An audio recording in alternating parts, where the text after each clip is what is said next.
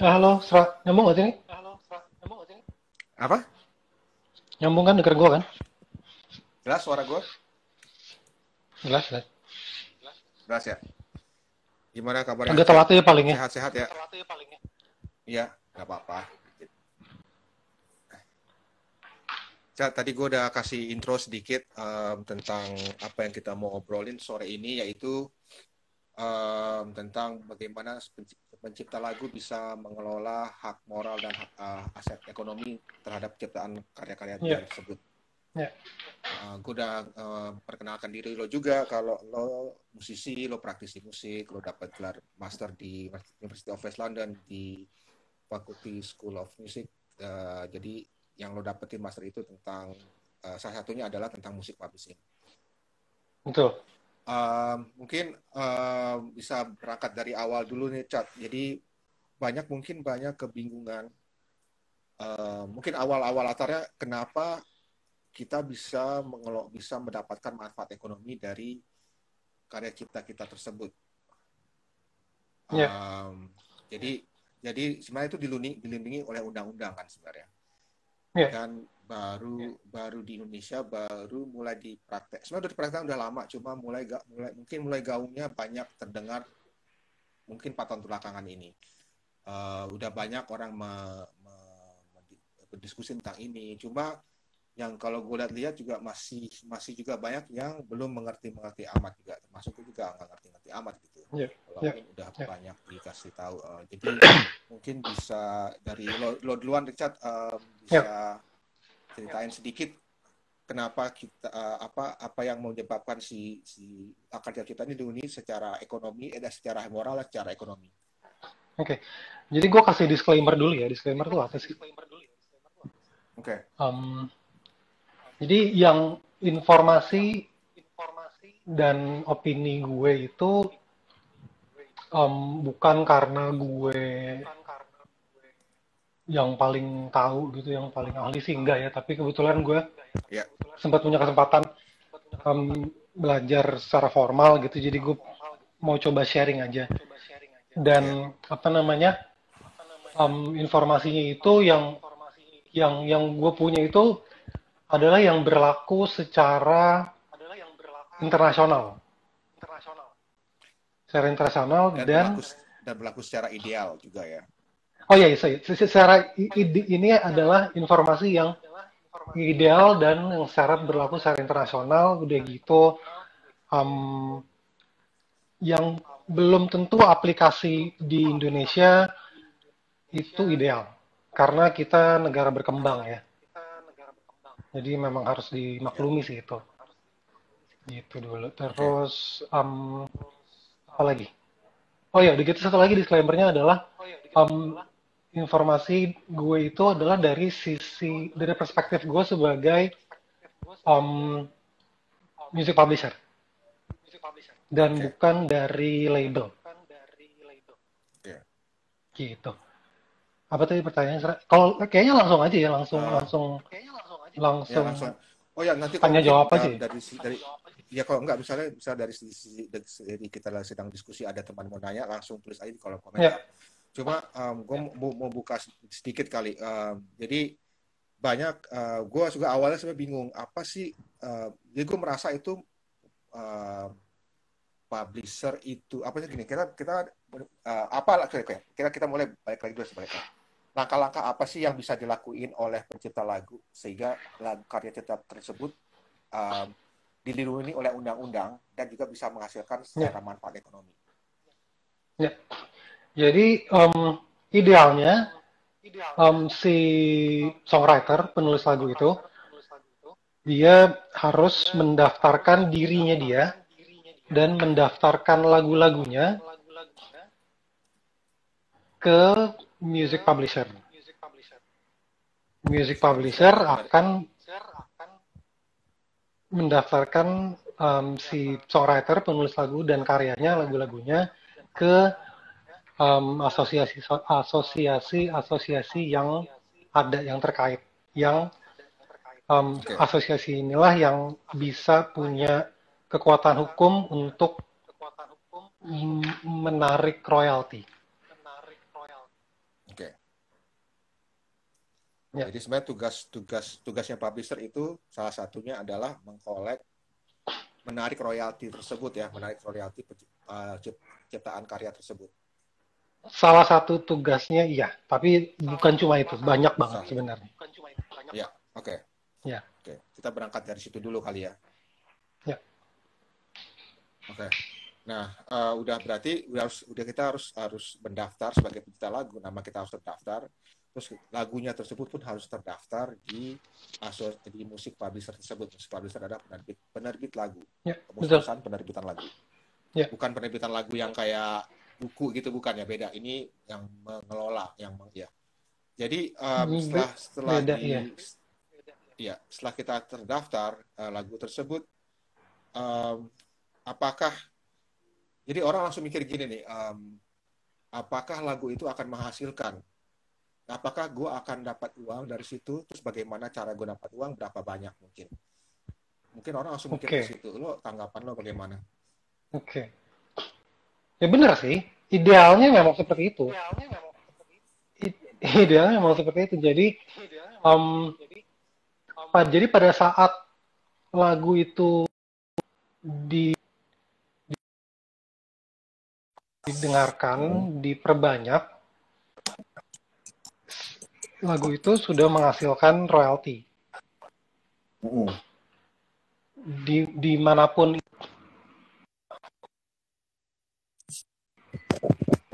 Jadi setiap kali kita dengar lagu, setiap kali lagu itu dipasang, idealnya si penulis lagu pasti akan mendapatkan royalti. Dimanapun itu, di TV kah, di kafe kah, di ruang tunggu hotel kah, dimanapun itu. Oke. Tapi balik ke royalti. Mungkin bisa lo jelasin dulu, Chad, royalti itu apa sih dan apa saja royalti yang terkait dengan karya atau karya cipta lagu tersebut. Oke. Jadi royalti itu adalah pendapatan yang didapat oleh si penulis lagu atas karyanya, atas lagu-lagunya. Jadi ada yang namanya tuh music copyright. Di dalam music copyright itu ada 4, kalau nggak salah 4, ada 4 copyright.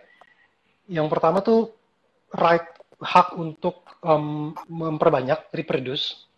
Yang kedua itu hak untuk mendistribusi. Yang ketiga itu hak untuk perform, memainkan. Dan yang keempat itu yang paling jarang, mudah-mudahan sih nggak begitu, mudah-mudahan bisa dikembangin lagi, itu hak untuk derivative. Derivative itu apa ya? Yang kayak gini, kayak misalnya derivative itu kayak misalnya ada film yang dibikin berdasarkan lagu tertentu, atau ada teater yang dibikin berdasarkan lagu tertentu. Nah, dari 4 hak-hak ini, sumber pendapatan si penulis lagu dan music publisher ada sekitar 5. Yang pertama itu dari mechanical royalty, yang kedua itu performance royalty, yang ketiga itu sync licensing, yang keempat itu sampling licensing, sama yang kelima itu untuk sheet music print rights, partitur. Oke. Ya. Tadi Khalil komentar tuh hak derivatif tuh hak turunan. Kalau bahasa Indonesianya. Oke. Iya. Si ini ya, derivatif ya, hak turunan ya, mungkin ya. Iya, derivatif. Ya. Oke, jadi tadi lo bilang ada royalti itu ada hak reproduksi, hak performing rights, hak distribution rights, sama hak derivatif, ya kan? Itu yang bisa didapatkan oleh pencipta lagu. Ya, jadi pada saat lagu itu jadi, otomatis si penulis punya 4 hak itu. Nah, si penulis dan si publisher harus em, istilahnya tuh mengeksploitasi ya, jadi kurang enak ya. Em, harus mengeksploitasi 4 hak ini supaya si si si si penulis dan publisher bisa mendapatkan em, pendapatan dari manfaat yang tadi gue bilang. Ya, ya. Nah, mengeksploitasinya itu yang soalnya yang setahu gue cat ya, publisher di Indonesia yang gue tahu nih adalah sebagai administrator. Jadi mereka itu mencatat, kan ada mendaftar, ya, pencipta lagu mendaftar tuh lagunya apa yang didaftarkan. Jadi mereka mencatat ya, dan menyiar apa sih, bekerja sama dengan publisher lain di negara lain. Misalnya ya, ada lagu ini mau dipakai di negara tetangga misalnya Malaysia, atau mereka malah yang ya, mereklaim, karena mungkin banyak lagu Indonesia zaman dulu yang malah diklaim di negara tetangga sebagai lagu dari Malaysia misalnya, apa dari tetangga, bukan Malaysia, dari ya, negara tetangga lah. ya, ya. Itu kan sebagai administrator, tapi fungsi untuk karena lo menyebutkan mengeksploitasi lagu tadi itu, jadi sebenarnya itu salah satu hak yang pekerjaan yang bisa dilakukan oleh si publisher itu adalah mengeksploitasi lagu tersebut, betul ya? Betul, betul. Jadi memang tugasnya si music publisher ini memang banyak banget. Jadi ya salah satunya admin tuh yang daftarin segala macam gitu-gitu kan. Udah gitu Iya. ngumpulin royalti itu publisher juga. Udah gitu yang ngejualin lagu juga publisher juga. Jadi Oke. lumayan lumayan PR sih gitu. Oke. Menjualin lagu ini maksudnya apa nih? Menjualin lagu ke band kah, ke pencipta lagu apa? Ke band atau ke label atau kemana, ke film? Semuanya benar. Jadi menjualin lagu itu Nah, adalah yang tadi gue bilang. Em, kalau gue gimana ya? Kalau waktu gue belajar tuh kita istilahnya eksploitasi ya, tapi bukan eksploitasi apa ya? Tadi lu sempat bilang ya eksploitasi sih sebenarnya. ya Memberdayagunakan. memberdayagunakan, memberdayagunakan. Jadi kemanapun lagu itu bisa dijual ya kita jual ke penyanyi lain kah, ke record label kah, ke TV kah, ke um, production house kah, kemanapun kita bisa jual lagu itu kita jual. Tapi Oke. yang perlu diingat, lagi-lagi gue persepsi gue dari kacamata publisher, yang gue jual adalah lagunya ya, bukan Ya, rekamannya. Iya, bukan bandnya. bukan bandnya. Jadi si publisher Ya, itu merepresentasi songwriter. ya. Ya, jadi harus diingat kalau Jadi publisher kan, itu yang mengelola pencipta lagu, bukan band, tapi pencipta lagu dan karyanya. iya. Tapi kebetulan kan ada seperti kayak Holil gitu. Holil kan penulis lagu, tapi dia penyanyi juga dan ada di dalam band juga kan. Iya, Tapi si publisher um, um, dalam hal ini memang berperan sebagai representasi si Holil sebagai penulis lagu. oke. Gitu. Oke. Nah, Jadi dari tugas, terus go ahead. jadi misalnya Holil bikinin lagu untuk Pandai Besi gitu misalnya. Ya itu ya gue nggak represent publisher nggak ngurusin Pandai Besinya, publisher ngurusin si Holilnya. Ya, malah Pak publisher juga enggak merepresentasikan band Efek Rumah Kaca sebenarnya. Hanya Bukan. Khalil Mahmud. Ya. Tergantung juga. Misalnya Tergantung ya. semua Oke. personel di efek rumah kaca adalah penulis lagu dan semuanya terdaftar di publisher ya si publisher akan merepresentasi ke semua membernya itu. Oke, tapi di satu Jadi publisher yang sama maksudnya kan. um, idealnya sih gitu ya enak banget soalnya kalau misalkan satu band 3 orang, tiga-tiganya songwriter, tiga-tiganya tergabung di satu publisher yang sama, itu gampang banget. Itu memudahkan segala sesuatunya sih. Jadi Oke. nggak harus cross company gitu ya istilahnya. Ya. Tapi pada teknisnya dan pelaksananya itu dimungkinkan kan ya untuk pencipta lagu, satu pencipta lagu untuk mendaftarkan lagunya di lebih dari satu publisher.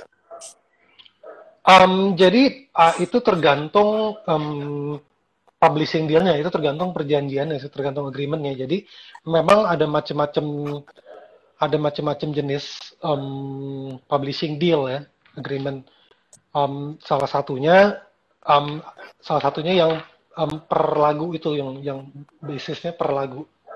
Dan ada juga yang eksklusif, ada juga yang per lagu, dan ada juga yang cuma admin aja. Oke. Gitu, memang macam-macam.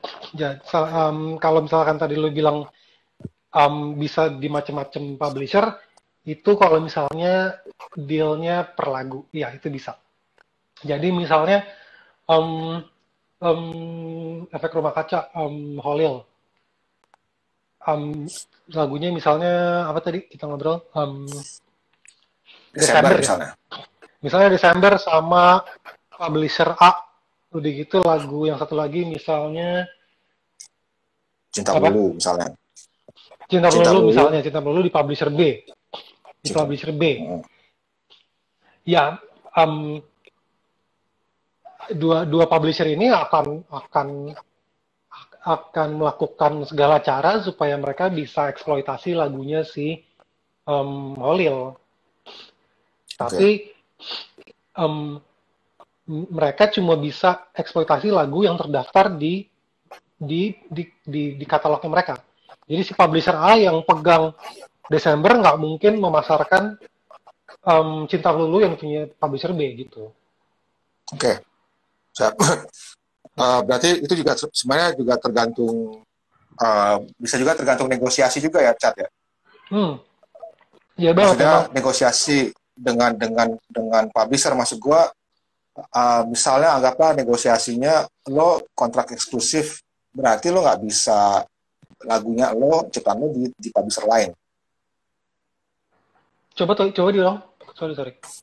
Maksud gue tadi misalnya anggaplah kan ini berdasarkan negosiasi, terus negosiasi kontraknya adalah ya lo kontraknya harus kontrak eksklusif gitu. Kalau kontrak eksklusif berarti mungkin nggak sih lagu nggak berarti kalau kontrak eksklusif dibilang lagu lo kontrak gue sama gue eksklusif doang, berarti hanya lagu yang cipta lo harus dia ada di publisher A tersebut kan, nggak bisa di publisher lain. Betul. Jadi biasanya si kontrak publishing deal yang eksklusif ini misalnya, oke, lo Khalil sign sama publishing A selama 3 tahun gitu misalnya, saya 5 tahun. Nah selama 5 tahun ini semua lagu yang ditulis oleh Khalil akan didaftarkan sebagai katalognya si publishing A dan akan dipasarkan oleh publishing A. Itu.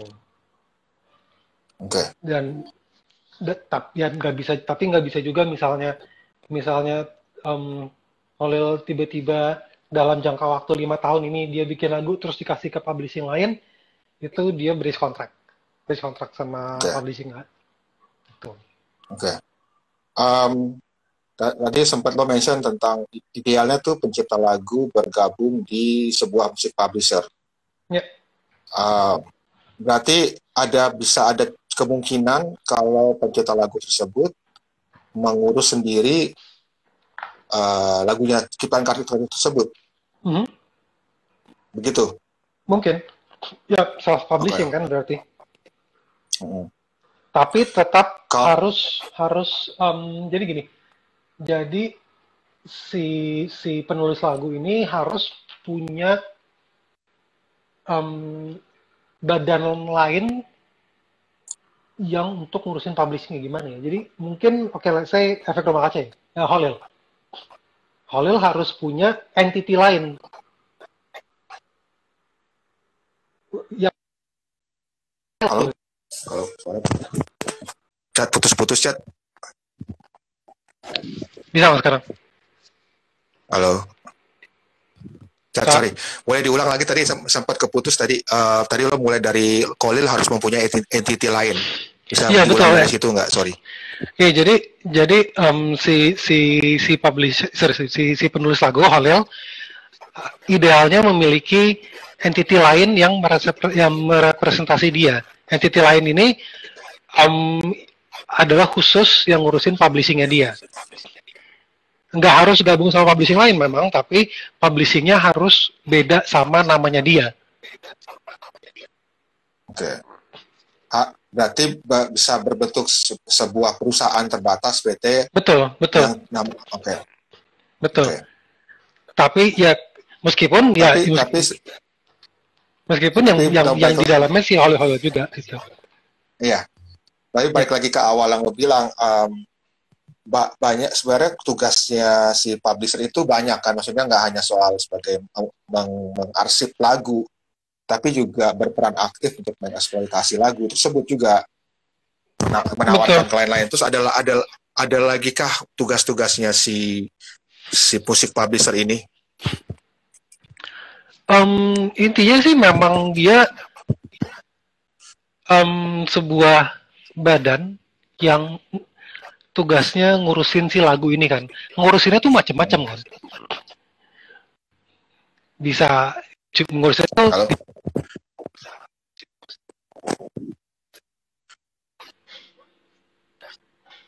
Nah. Kenapa, Chat? Boleh diulang, Chat? Iya, jadi si publisher ini tugasnya kan memang ngurusin si penulis lagu dan lagu-lagunya kan. Jadi apapun itu yang untuk ngurusin si lagu dan penulis lagu itu tugasnya si publisher. Entah itu daftarin lagunya, daftarin si songwriternya, jualin ke PH, jualin ke penyanyi lain, jualin ke label, narik royalti dari negara lain. Banyak banget memang.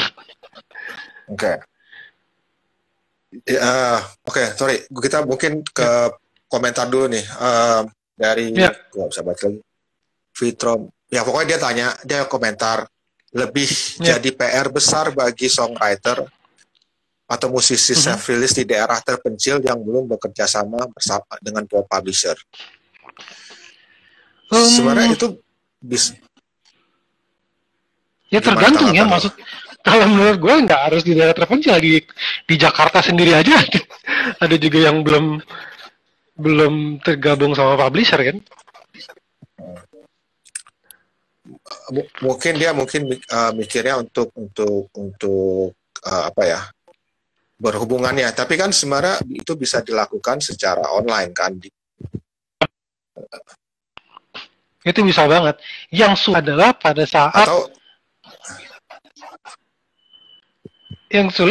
saat misalkan mau tektokan kontrak gitu ya. Itu agak repot sih memang. Iya. Berarti sebenarnya kalau dipikir-pikir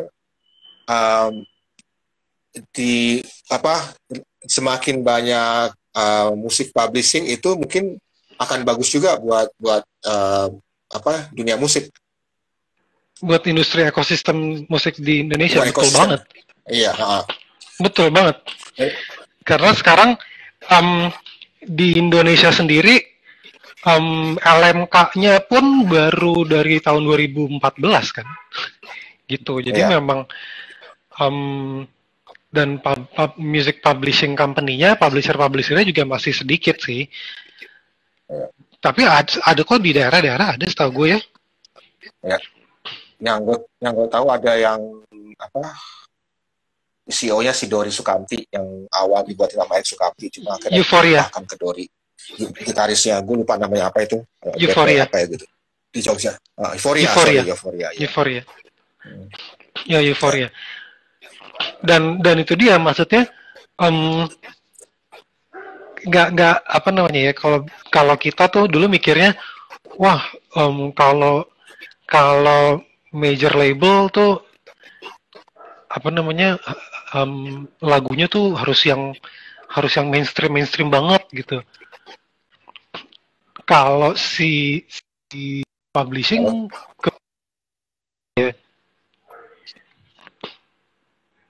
Halo. Ya.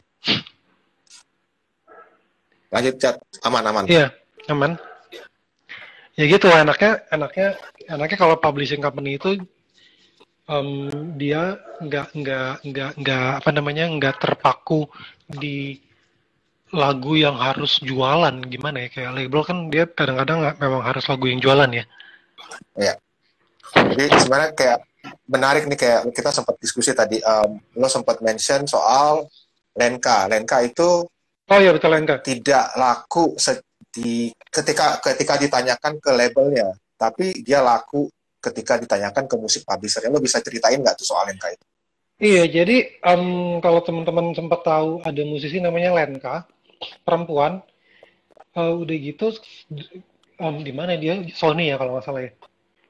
Nah, Nggak tahu gua. iya jadi boleh sebut merek?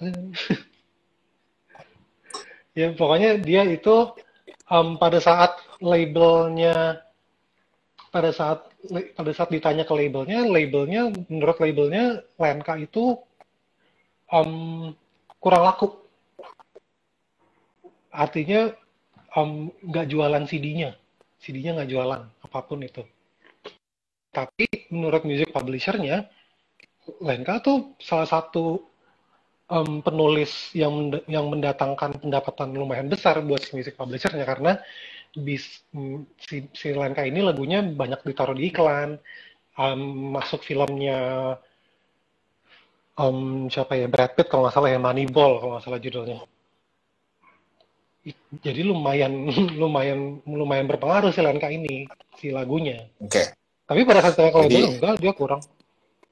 Ya, jadi mungkin buat teman-teman kali yang mendengarkan, jadi sebenarnya Lenka itu di bawah label sebagai pemilik masternya albumnya Lenka tersebut kan.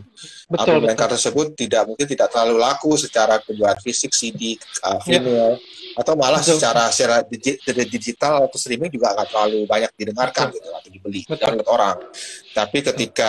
Tapi karena publishernya aktif mengeksploitasi lagu ciptaan Lenka tersebut, dipakai di berbagai macam film, iklan lah, dan yang itu yang membawa untung ke buat si Lenka tersebut. Betul. Jadi kita harus membedakan sih antara satu tadi si pencipta lagu ini dengan karyanya, dengan melipat gandakan itu yang seringkali dimiliki oleh label atau produser. Ya. Ya kan halo? Iya, halo. Ya. Iya, jadi memang kadang-kadang masih banyak yang suka ketuker antara label sama publisher sih. Gitu. Ya. Karena kalau dipikir-pikir Iya sebenarnya betul, Lenka terakhir di Sony itu ada yang komen. Iya. Kalau dipikir ada kesamaan antara publisher dengan label, karena mereka sama-sama aktif mengeksploitasi. Cuma yang dieksploitasi adalah hal yang berbeda. Betul. Dan apa namanya? Dan karena tanggung jawabnya, tugasnya label sama publisher juga beda sih. Gitu. Jadi dia bilang Lenka pernah terakhir di Sony dan pernah di Ingrooves. Oke. Sorry, Ingrooves tuh apa ya? Ingrooves agregator. Okay. Kan yang masuk ya ada juga di Indonesia. Di Indonesia ada Ingroove, Believe, Insight, terus banyak lagi yang lain yang lokal juga ada. Oke. Ya. Nah, mungkin itu sebelum kita lanjut, apa namanya? Banyak juga yang ketuker publisher sama agregator. Iya nggak sih? Kalau kenapa Chat? Agregator sama publisher kenapa? Banyak juga ada yang suka ketuker tuh agregator sama publisher. Oke. Iya, jadi memang mungkin karena zaman sekarang fokusnya itu di digital banget, jadi yang lebih sering kedengeran si agregator kan. Jadi Halo.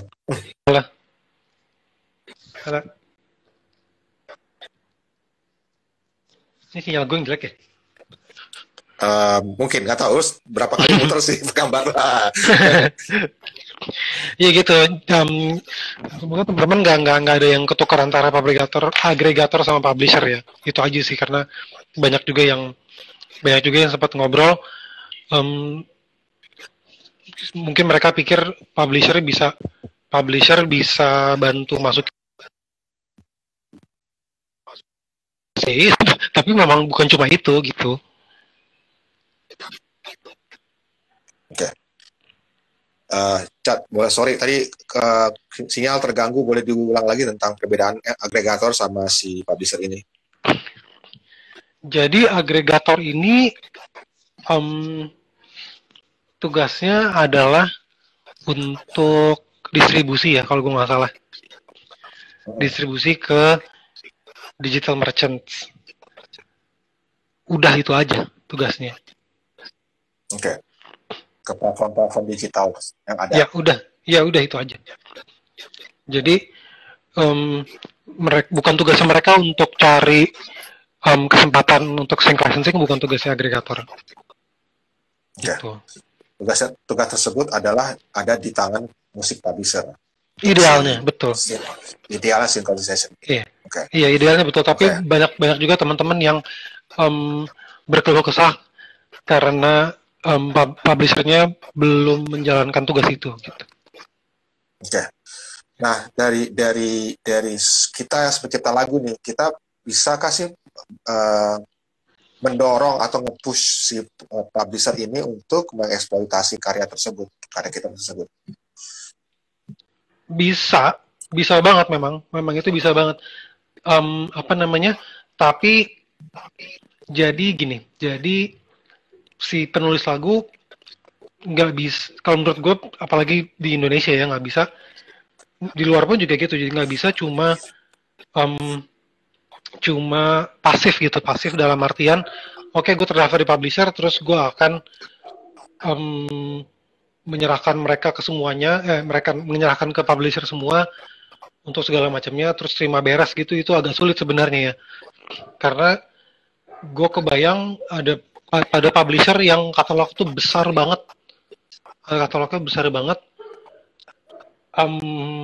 ya bagus sih, jadi si publisher tersebut punya peluru banyak kan untuk jualan, ya nggak sih, ya kan? Ya. Tapi ya berarti kan, tapi dengan katalog yang besar ini, dengan ribuan lagu ini, dia juga nggak bisa punya anak emas sendiri gitu, nggak bisa juga kan si publishernya, tanggung jawabnya sama ribuan penulis lagu yang lain. Jadi tugasnya si penulis lagu dan manajemen yang harus ngingetin lagi benar ke publishernya, kalau misalnya mau rilis lagu baru, misalnya anggaplah gue manajernya gitu, anggaplah gue Dimas manajernya RK gitu, terus ngomong ke publisher A gitu misalnya, halo Mas, kita punya lagu baru nih, baru rilis, kira-kira bisa untuk apa ya, kalau misalkan ada kesempatan untuk dijual ke PHK, ke film, TV, iklan kah, atau di cover sama penyanyi lain yang ada di label manakah gitu. Jadi nggak bisa, kalau menurut gue nggak fair untuk si publisher diberikan ekspektasi oleh penulis lagu, lo harusnya gini, tapi sedangkan si publishernya punya ribuan penulis lain gitu. Dan di balik itu si publisher juga harus ngurusin narik royaltinya, jualin juga gitu. Memang jadi ya ada kekurangan kelebihannya sih. Kekurangan kelebihannya adalah kalau publisher punya katalog banyak, ya berarti peluru jualannya banyak kan, produknya banyak gitu kan yang bisa ditawarkan.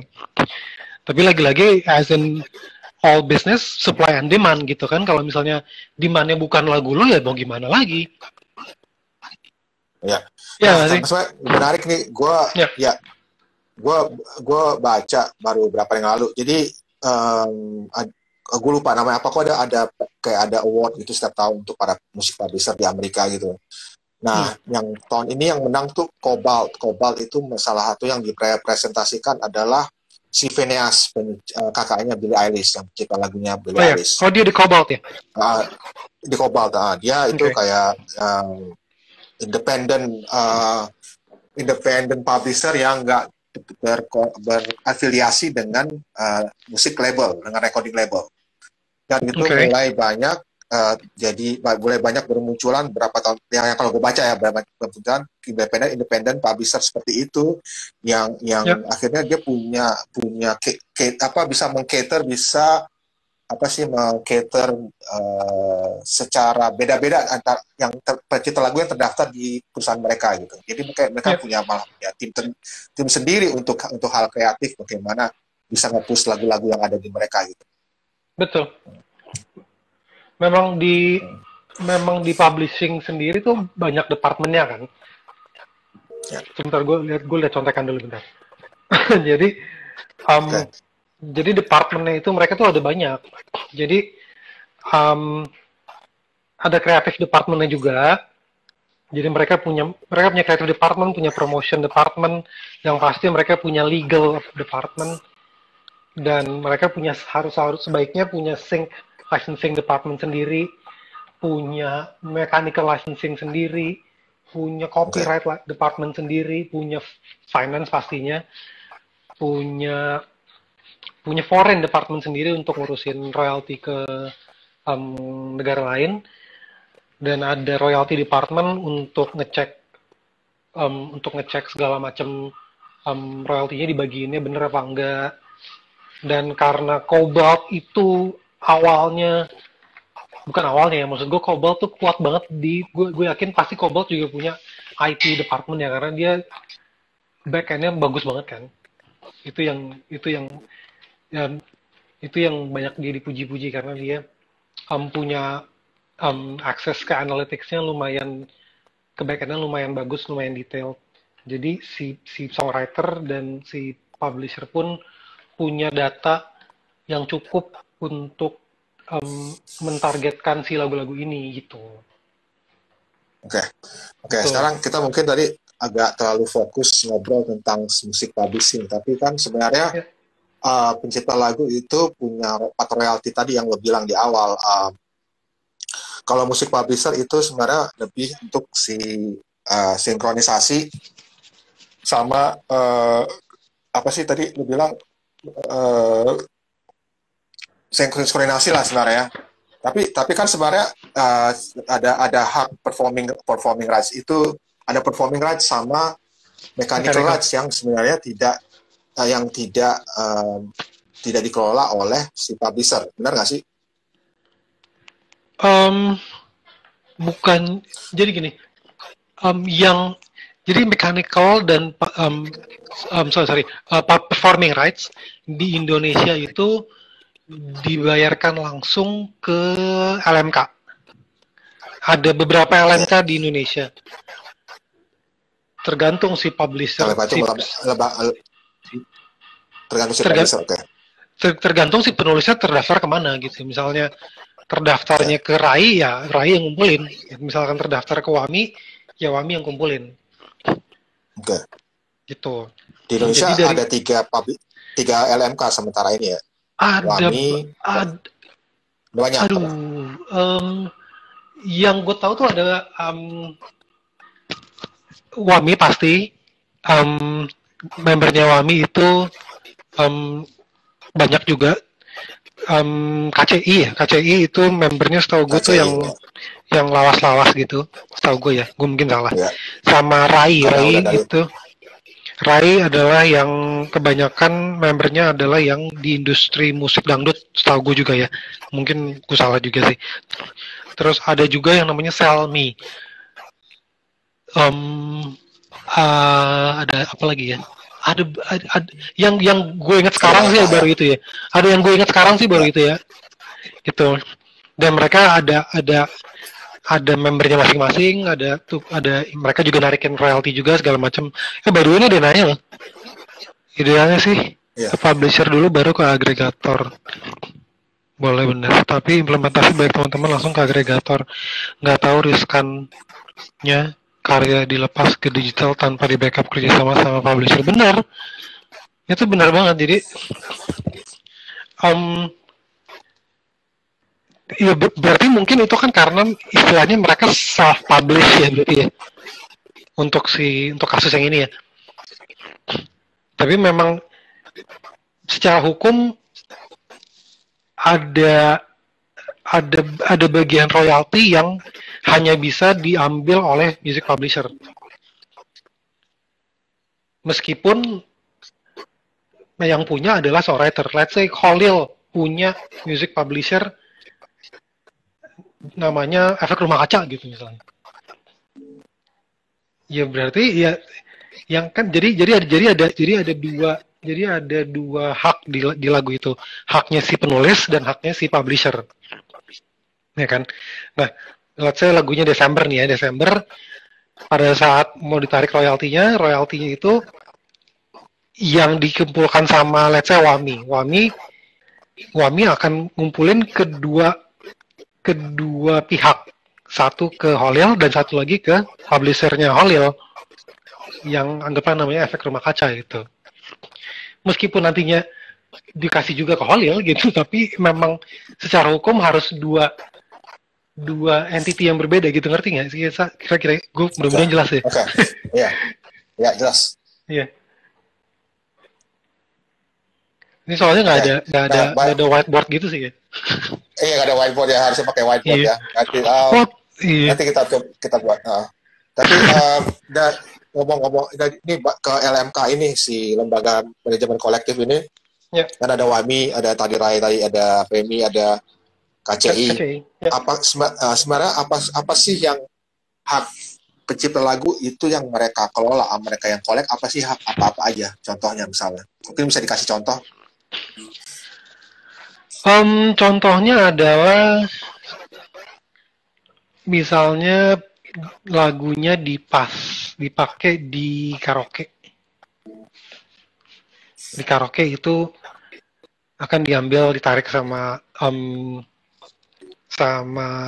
LMK. Misalnya dipasang di konser, itu juga ditarik sama LMK. Oh, by the way, itu yang juga harus teman-teman juga harus tahu. Jadi misalnya setlist itu harus disimpan. Apa harus disimpan? Setlist. Misalkan RK manggung, setlist itu disimpan, digitize, dirapiin sistemnya, archive-nya dibenerin. Jadi bisa claim. Okay. Jadi RK bisa claim lagu-lagu itu, royalti lagu-lagu itu ke WAMI. Oke, hari ini tanggal segini, jam segini, gue manggung di acaranya ini, kapasitasnya berapa banyak yang nonton, acaranya di mana, lagu yang gue bawain ini, itu datanya lengkap semua, kita bisa klaim ke WAMI. Gitu. Jadi WAMI tugasnya memang narikin royalti. Nah itu Kak, ya itu berarti kita harus nyatet setlist. Nah, tapi ini masa sekarang nih Cat ya, masa pandemi kan bergeser nih, maksudnya semua kegiatan ke online, termasuk konser atau pertunjukan musik. Nah, kalau begitu, apakah kita harus yang setlist tersebut harus kita laporkan ke WAMI ataukah ke lembaga lain atau?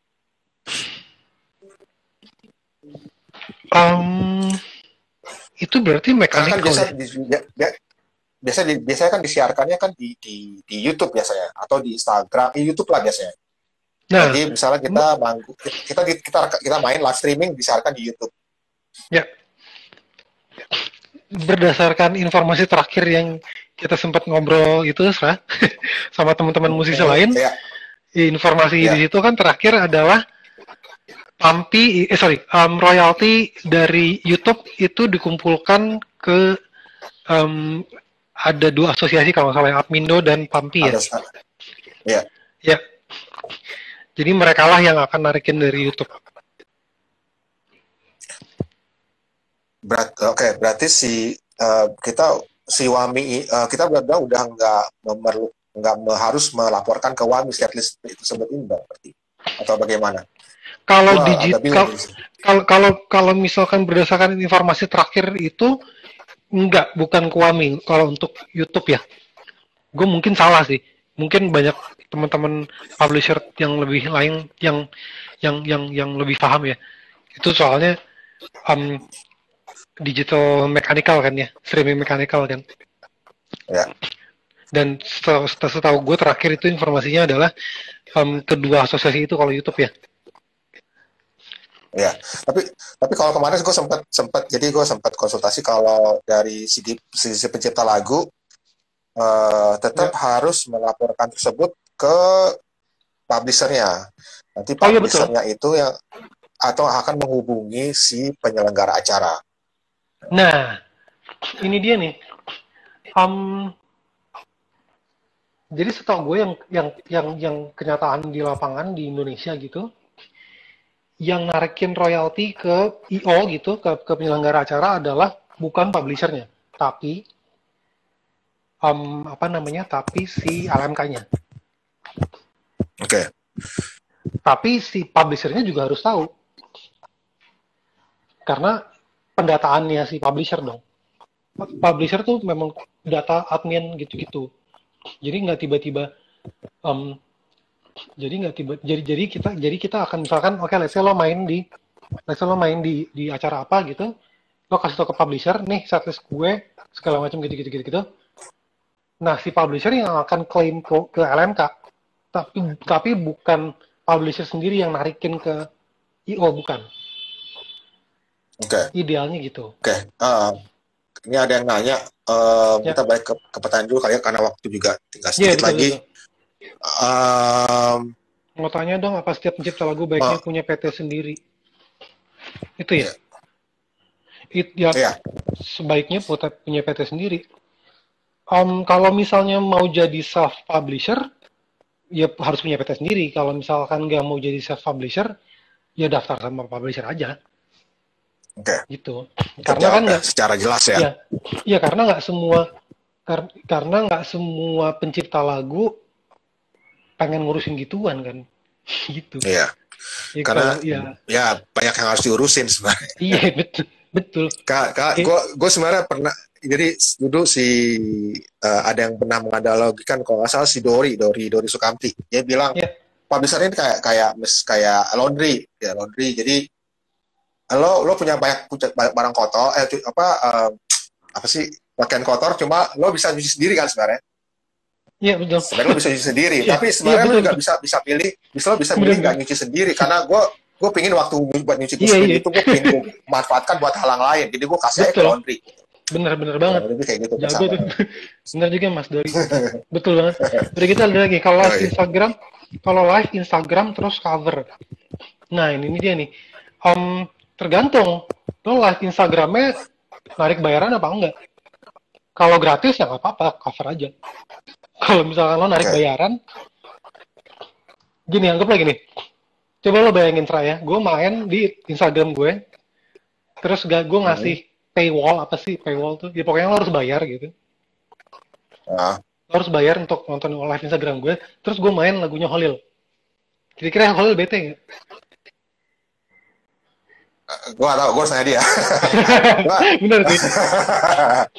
Tapi gitu ya, istilahnya gitu kayak, lah gimana sih lo narik duit, tapi lo mainin lagu gue, gitu kan nyebelin. Iya. Nah itu berarti itu juga mungkin ada hubungan dengan hal banyak yang udah banyak kejadian dari beberapa tahun terakhir ini tentang mengcover di YouTube. Ya.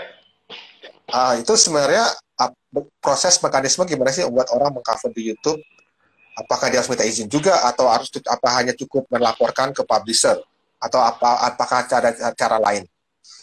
Jadi gini, misalnya lo cover di YouTube gitu, tergantung nih.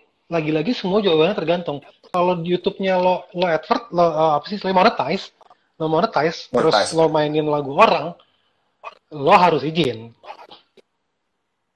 Iya dong, karena kan lo mengambil keuntungan dari karya orang lain gitu kan. Ya nggak sih? Iya. Itu dia, kalau gratis. Itu kalau di monetize, kalau gratis ya nggak apa-apa. Oke. Tapi tetap harus memberitahukan nggak sih? Hak moral, betul, hak moral.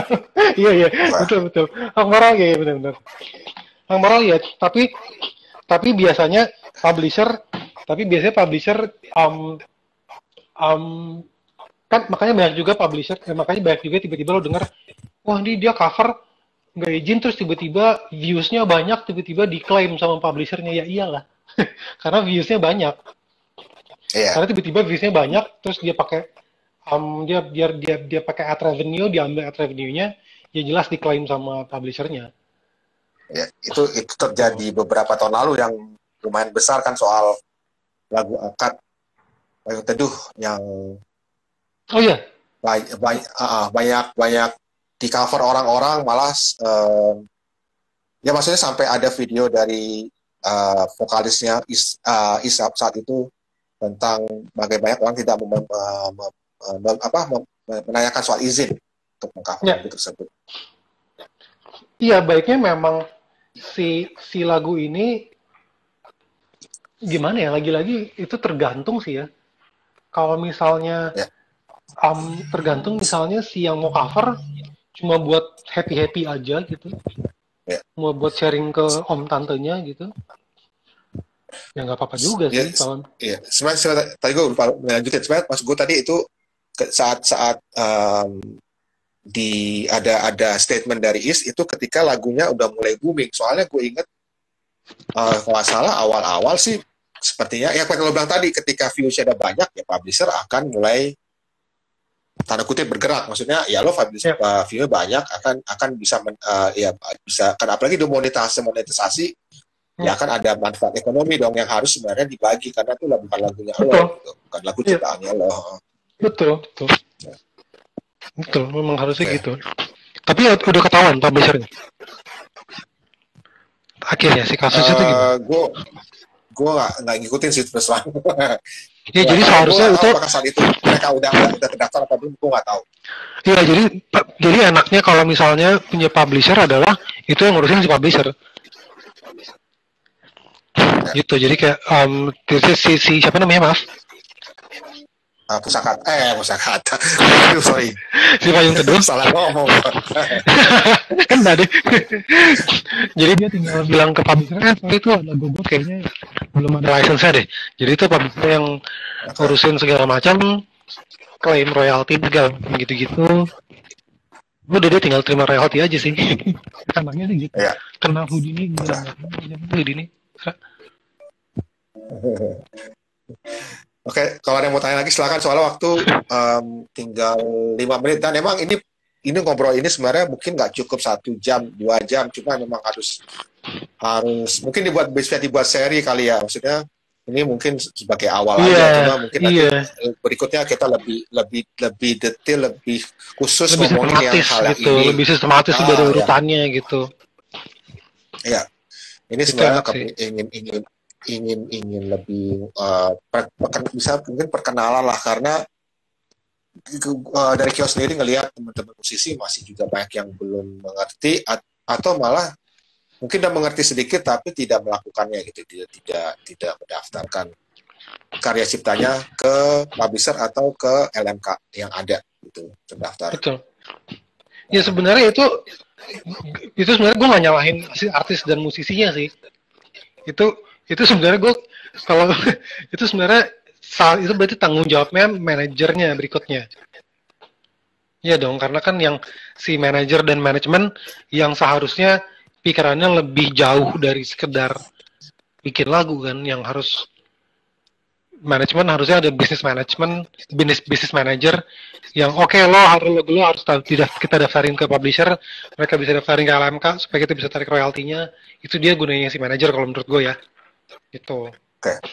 Jadi memang salah satu tim yang yang sebaiknya dimiliki musisi yang akan serius berkarir di musik industri, memang dia harus punya manajemen yang pandangannya lebih ke depan gitu. Oke, lo harus punya lawyer juga untuk ngurusin kontrak sama publisher. Lo harus punya lawyer juga untuk ngurusin kontrak sama sync licensing. Lo harus punya accountant untuk ngurusin keuangan lo segala macem. Jadi lo fokus aja bikin lagu, bikin musik. Lo fokus aja karya. Betul, iya. Okay. Ya kayak si Mas Dori Sukamti bilang ya, kalau misalkan ada laundry itu pinter banget sih, gue gak kepikiran. Iya, itu analogi yang tepat dan sederhana sih, bisa seorang pikirin. Ya gue bisa nyuci baju sendiri, cuma gue nggak mau. Karena gue pingin waktu lo gue pingin gue lakuin buat hal lain. Iya, betul betul. Tapi bisa juga ketika lo gue udah ngasih baju ke laundry, gue nggak puas nih, aduh kok baju kotor, ya udah gue balik lagi deh, gue cuci sendiri. Nah itu kan berarti kayak tadi gue udah ngasih lagu ke publisher, gue nggak puas nih, nah gue udah ngurus sendiri aja deh, gitu. Bisa kayak Nah, gitu ya. juga kan sebenarnya. Memang sekarang yang sempat dengar adalah kemarin kalau ke saat teman-teman musisi dan songwriter adalah mereka bergabung di sebuah publishing tapi kurang puas dengan kinerja dan performanya gitu. Jadi Ya, ya. jadi ada gitu jadinya mereka lagi mikir-mikirnya gimana ya. Tapi untungnya kebanyakan di Indonesia setahu gue nih yang ada beberapa publisher yang agreement-nya perjanjiannya cuma per lagu, jadi bukan eksklusif 5 tahun gitu. Enggak, untungnya sih gitu. Jadi masih bisa dibawa. Jadi lagu-lagunya masih bisa diberdaya gunakan di publisher-publisher lain. Oke. Siap. Gitu. Terima kasih buat Richard yang udah berbagi ilmu sore ini. Semoga bermanfaat ya. Terima kasih buat teman-teman yang udah dengerin, udah kasih komentar juga. Terus mau pengumuman sedikit, kita akan ada acara malam ini juga, malam open mic Ojo Chaos buat teman-teman yang punya open mic bebas. Jadi lo siapapun lo bisa daftar, bisa datang, bisa ikutan di online Ojo Chaos, tinggal request join, nanti silakan mau nyanyi, mau baca puisi, mau stand up comedy, apapun itu bebas jam 8 malam ini via live Instagram Kios Ojo Chaos. Soal gue boleh promo dikit ya? Boleh. Satu menit. Oke, misalkan teman-teman ada yang pengen tahu-tahu, mau tanya-tanya tentang publishing, copyright, segala macamnya, bisa DM aja kali ya? Iya nggak sih? Iya, bisa silakan DM ke Richard Victory Emmanuel. Richard Victory Emmanuel. Gitu. Mudah-mudahan bisa dibantu. Siap. Thank you, Sir. 25, gue dikasih reminder 25 detik lagi. Jadi buat yang kelewatan dari awal bisa nonton lagi, akan ada di live IG-nya Kios Ojo Kios dari awal. Oke, terima kasih. Sehat selalu, Sat. Thank you. Oke, sore. Dah.